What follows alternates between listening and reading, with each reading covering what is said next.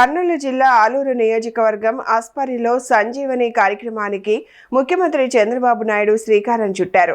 గ్రామీణ ప్రాంత ప్రజలకు నాణ్యమైన ఆరోగ్య సేవలను ఇంటి వద్దకే చేరవేయడమే ఈ కార్యక్రమం ప్రధాన లక్ష్యమని సీఎం తెలిపారు. సంజీవని ద్వారా ఆధునిక సాంకేతికతతో కూడిన ఆరోగ్య పరీక్షలు, వ్యాధుల ముందస్తు గుర్తింపు, నిపుణుల వైద్య సలహాలు అందుబాటులోకి వస్తాయని ఆయన చెప్పారు. ఆరోగ్యవంతమైన ఆంధ్రప్రదేశ్ నిర్మాణానికి ఈ కార్యక్రమం కీలకమని పేర్కొన్నారు. ఈ సందర్భంగా ప్రజలను ఉద్దేశించి మాట్లాడిన ముఖ్యమంత్రి ఆరోగ్యంపై ప్రతి ఒక్కరూ శ్రద్ధ వహించాలని, క్రమం తప్పకుండా ఆరోగ్య పరీక్షలు చేయించుకోవాలని సూచించారు. రాష్ట్ర వ్యాప్తంగా సంజీవని సేవలను విస్తరించి ప్రతి కుటుంబానికి మెరుగైన వైద్య సేవలు అందిస్తామని హామీ ఇచ్చారు.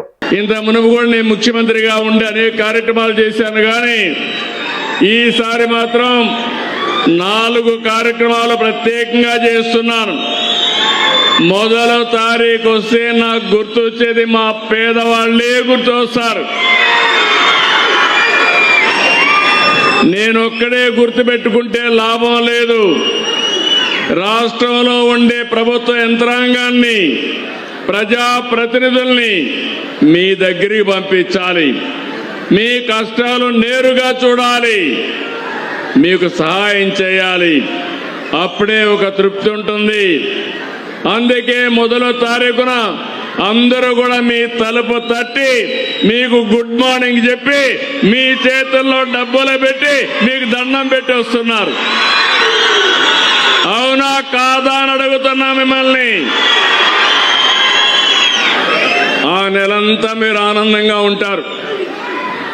ఎందుకంటే మొదల తారీఖు డబ్బులు వస్తే చిన్న చిన్న కార్యక్రమాలన్నీ సుజావుగా జరిగిపోతాయి. దేశంలో ఎక్కడా ఇవ్వడం లేదు.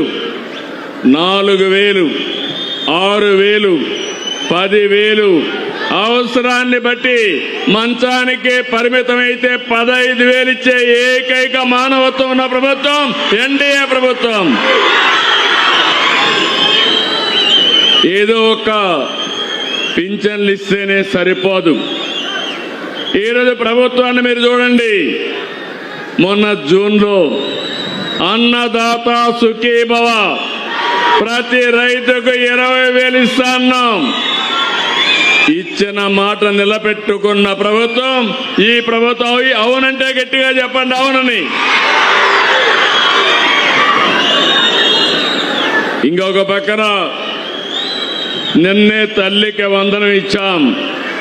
మా ఆడబిడ్డలకి ఇప్పుడే మా సత్యకుమార్ గారు చెప్పారు, ఎక్కడికి పోవాలన్నా ఎవరి అనుమతి అవసరం లేదు. మీరు ఎక్కడికి ఇష్టం వచ్చిన ప్రదేశానికి పోయి మళ్ళీ ఇంటికి సేఫ్గా వచ్చే అవకాశం కల్పించాం. నాకు అన్ని కార్యక్రమాలంటే బస్సులన్నీ కిటకిటలాడుతున్నాయి, ఫుల్గా పోతున్నాయి. ఒకప్పుడు ఖాళీగా పోయే బస్సులు ఇప్పుడు ఫుల్గా తిరిగే పరిస్థితి వచ్చింది. బస్సులు కూడా కలర్ఫుల్ గా ఉన్నాయి. మగవాళ్ళ కంటే ఆడబిడ్డలే ఎక్కువ ప్రయాణం చేస్తున్నారు. ఇదొక శుభ ప్రారంభం.